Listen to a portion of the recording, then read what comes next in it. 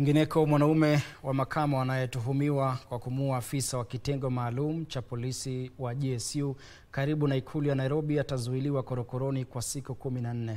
Hakimu mkuu wa mahakama ya Kibra Christine Njagi alifahamishwa kuwa mshukiwa Kithuka Kimunyi Muthimi alimfuma mshale Ramadhan Maimba alipokuwa kazini kwenye lango la ikulu ya rais kwenye barabara ya Dennis Pritt hapo jana. Mahakama iliagiza mshukiwa apelekwe katika hospitali ya Mbagathi kwa uchunguzi wa kiakili.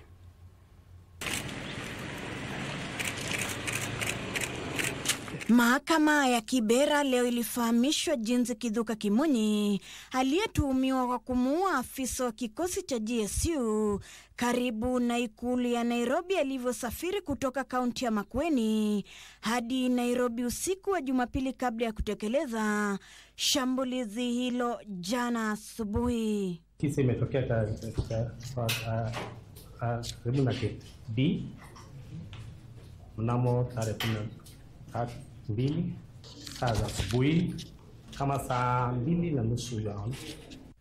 Makachero waliomba muda zaidi ili waweze kuchukua taarifa za mashahidi, kuchunguza nakala za video za kamera za CCTV pamoja na kumfanyia uchunguzi wa kiafya na kiakili mshukiwa.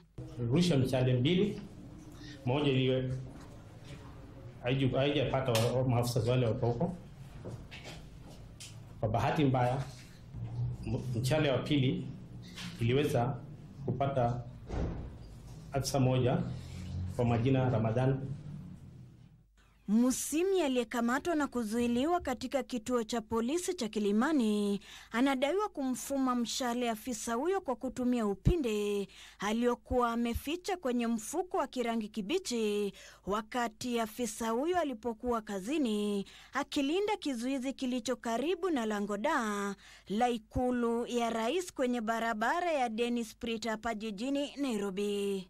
Tunaweza kufungiwa Yohana na mashtaka ya mauaji.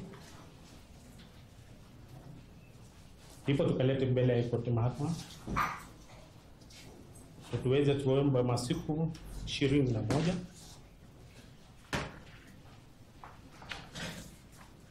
ili kumaliza na uchunguzi wote. Hakimu Christine Njagi aliridhia ombi la kuzuiliwa kwa mshukiwa huyo kwa siku 14 na akaamuru apelekwe katika hospitali ya Mbagathi kwa uchunguzi wa kiafya. Ukiwa huko kwa hiyo police station, kama uko na wakili anaweza kuja kuone hapo, ama pia familia yako inaweza kuja kuone hapo. Utatajwa tarehe 28 mbele ya koti nambari 10. Ruth Wamboi nikiripotia Darubini.